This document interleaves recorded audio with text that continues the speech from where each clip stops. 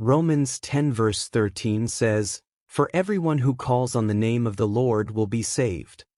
Beloved, it is truly remarkable that God, in His infinite mercy, can reach into the darkest places and rescue those who seem furthest from His love. It's proof that no one is beyond His grace. Acts 9 verses 3 to 6 tells us how Jesus appeared to Saul on the road to Damascus, transforming a persecutor of Christians into one of the greatest apostles. People share many testimonies of how Jesus changed their lives, but I can tell you, few stories will touch your heart like this one. God has shown us through this testimony that His love can reach anyone, anywhere, even in the most dangerous places. This is a story of how Jesus rescued a young man who was trained to hate and destroy, and instead filled his heart with love and peace. We want to encourage you to read this testimony to the end. There is no need to rush. Just take your time to understand how God's amazing grace can transform even the hardest heart. This story will show you that Jesus truly meant it when He said He came to seek and save the lost. We also invite you to use the comments section to connect with us and with one another. Please share where you are watching from, how this testimony speaks to your heart, or any prayers and thoughts you feel led to share. Let us encourage one another, strengthen one another in faith, and be united in hope as we witness God's incredible power to save and transform lives. I was born in a small village in Afghanistan where the mountains touched the sky and dust covered everything. My father was a shepherd, and my mother sold bread at the market. They were good people who loved me, but they carried heavy thoughts about the world. When I was 8 years old, my uncle Ahmed came to visit. He had a long beard and serious eyes. He would sit with my father late into the night, talking about enemies far away in America and other countries. I would peek around the corner and listen to their whispered conversations about jihad and martyrdom. "The boy is getting old enough to understand," Uncle Ahmed would say, pointing at me. "He needs to learn what God expects from him." My father would nod slowly, but I could see worry in his eyes. Even as a child, I wondered why we had to hate people we had never met. I had seen pictures of American children in old magazines, and they looked just like my little brother Hashim. Why were they our enemies? When I turned 16, Uncle Ahmed came for me. "It's time," he told my parents. My mother cried, but she didn't stop him. I was taken to a place called Camp Al-Furqan, hidden deep in the desert hills near the Pakistan border. There were 28 men at the camp, mostly young like me. Some were from my country, others from Pakistan, and a few from places far away. Our leader was a man called Abu Mansur. He had scars on his hands and spoke with a voice that made everyone listen. Every morning at sunrise, we would line up in the sand for training. "Today you learn to shoot," Abu Mansur would announce. We practiced with old Kalashnikov rifles, aiming at wooden targets painted with some major non-Islamic countries round the world. I remember the first time I held the gun. It was heavier than I expected, and the metal was hot from sitting in the sun. When I pulled the trigger, the sound was so loud it hurt my ears. The other boys laughed at me for jumping backward. "You must not fear the weapon," said Brother Khalid, one of the trainers. "It is your tool to serve Allah." But I was afraid, not of the gun, but of what it meant. At night, lying on my thin mat under the desert stars, I would think about my little brother and parents back home. Sometimes, while we were training, we would hear a strange buzzing sound high above us. Abu Mansur would shout, "Take cover," and we would all run to hide under the rocks. "American drones," he would explain later, his face dark with anger. "They watch us like hawks watch mice." One afternoon, the buzzing got very loud. I looked up and saw a gray metal bird with no pilot inside, flying in circles above our camp. Abu Mansur grabbed a rocket launcher and tried to shoot it down, but the drone was too high. It flew away, and we all felt scared. That night, 3 men packed their bags and left the camp without saying goodbye. I wanted to sneak out too, But I remembered that my life belongs to Allah. As months passed, the leaders began to speak differently to me. Abu Mansur would put his hand on my shoulder and say, "Brother Omar, you have been chosen for something special." I was 19 by then, but I felt much younger. The other men started treating me with a strange kind of respect, as if I was already dead. They would say things like, "May Allah reward you in paradise," when passing me food. One evening, during our prayers, Abu Mansur announced that I would be given a great honor. "You will carry out a mission that will shake the enemies of Islam," he declared. All the men looked at me with eyes full of admiration, but I felt cold inside. That night, I couldn't sleep. I walked to the edge of the camp where the guard, Brother Tariq, was keeping watch. He was only a few years older than me.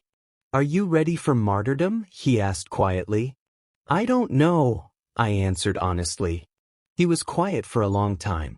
Then he said, "I have a wife and baby daughter in Karachi. Sometimes I wonder if I will ever see them again."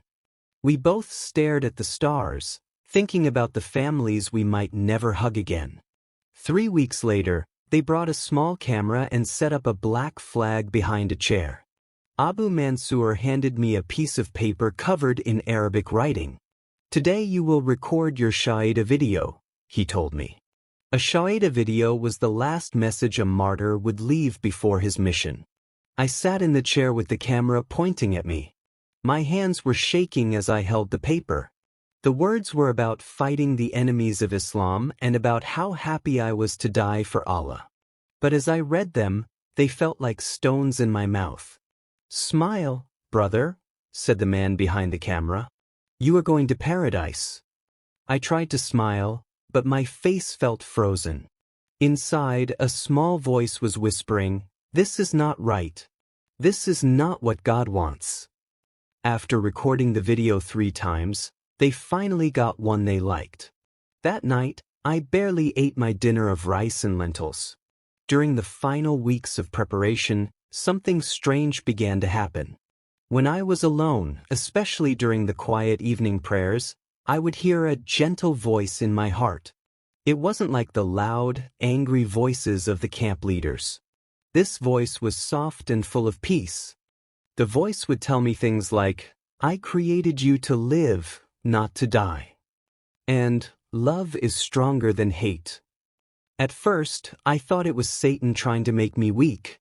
That's what Abu Mansur had warned us about. But the more I listened to this voice, the more peace I felt. It reminded me of my mother's lullabies when I was small, or the way my father would gently wake me for morning prayers back home. One night, while the other men were sleeping, I whispered, "Who are you?" The voice replied in my heart, "I am the way, the truth, and the life. I love you, Omar, and I have a different plan for your life." I had never heard words like these before, but they filled my spirit with a warmth I had never experienced. The morning came when Abu Mansur handed me a backpack and a bus ticket to Islamabad. Inside the backpack was a device they had taught me to use, along with instructions written on a small piece of paper. "You know what to do when you reach the marketplace," he said, embracing me like a father. "Your brothers who went before you are waiting for you in paradise." I nodded and said the words I was supposed to say, but inside, that gentle voice was growing stronger. "Don't do this, my son. Choose life." On the bus to the city, I sat next to an old woman carrying a basket of oranges. She smiled at me and offered me one. As I peeled the orange and tasted its sweetness, I thought about how simple and beautiful life could be. The voice whispered, "See how precious every moment is?" When I reached the busy marketplace in Islamabad, my hands were trembling so badly I could barely walk. The backpack felt heavier with each step. Families were shopping for vegetables, children were playing between the stalls, and vendors were calling out their prices. I found the spot Abu Mansur had described, near the fountain in the center of the market. But as I stood there, watching a little girl stared at me while her mother bought tomatoes, I couldn't do it. I tried to activate the device, but my hands wouldn't obey. The gentle voice in my heart was now speaking clearly. These are my children too. I love them as much as I love you. The device made a small clicking sound, but nothing happened. I tried again, still nothing.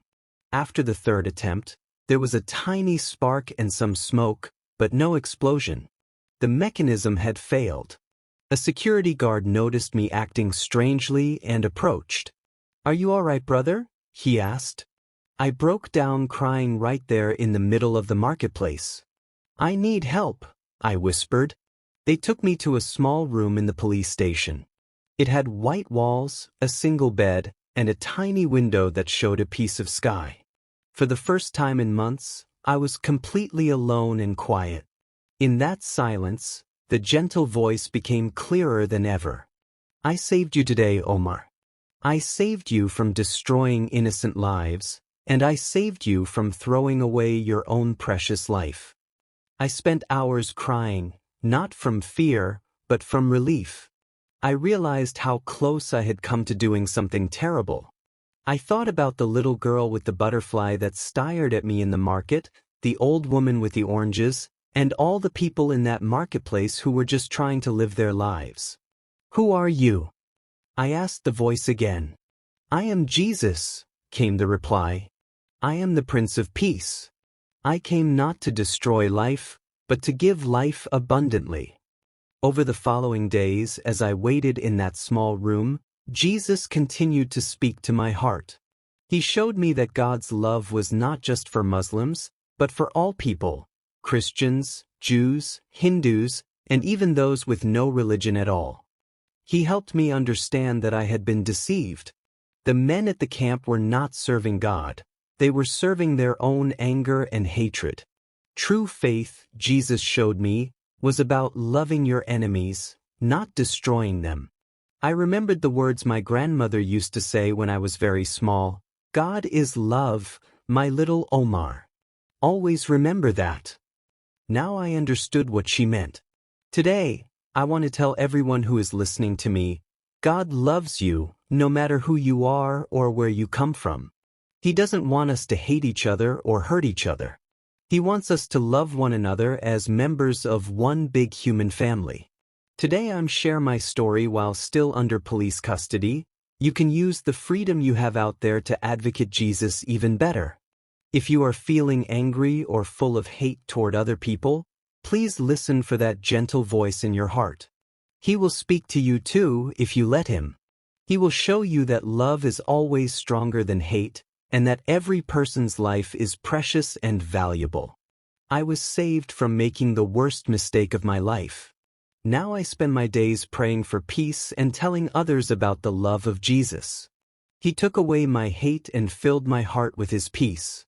This is my testimony, and I share it with hope that others might find the same peace that I found.